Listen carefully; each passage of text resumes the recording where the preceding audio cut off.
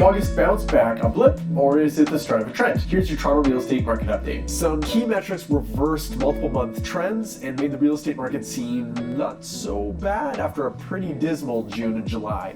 Sales in Toronto's core declined from July, but not by nearly as much as the number of new listings did. Sales dropped 16%, but new listings dropped 34%. So buyers slowed down, but sellers took a big break, and that's pretty normal for the month of August historically. Looking back, that same trend happened in every July to August transition since 2019, except for one in 2020. That leads us to that ratio between sales and new listings, which jumped up by 8 points to 37%. That's still showing a buyer's market, but that's a significant move away from the high 20s ratio that we had in June and July. Total available inventory dropped for the second month in a row, but I have to imagine that number will bounce back up in a big way in September. And comparing available inventory to sales, the months of inventory metric we look at to show overall supply, it stayed the same at 5.6, just on the edge of buyer's market. Not unlike previous months, Etobicoke, North York, and Scarborough went through very similar trends. The drop in new listings vastly outdid the decline in sales, and the total available inventory went down as well. The demand metric shot up by 5 points, and the supply metric essentially stayed the same. As I mentioned before, what happened in August has occurred pretty consistently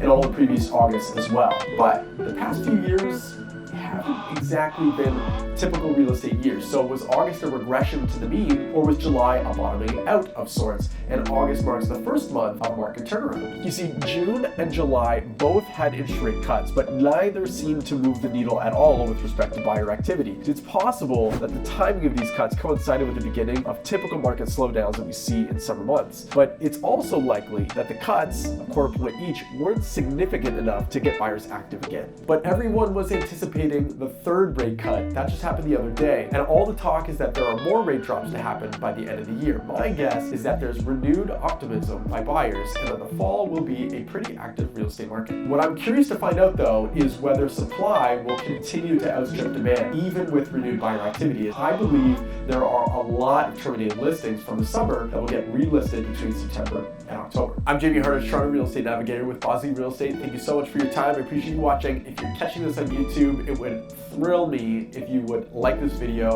subscribe to the channel, and hit the notification bell so you don't miss any upcoming content.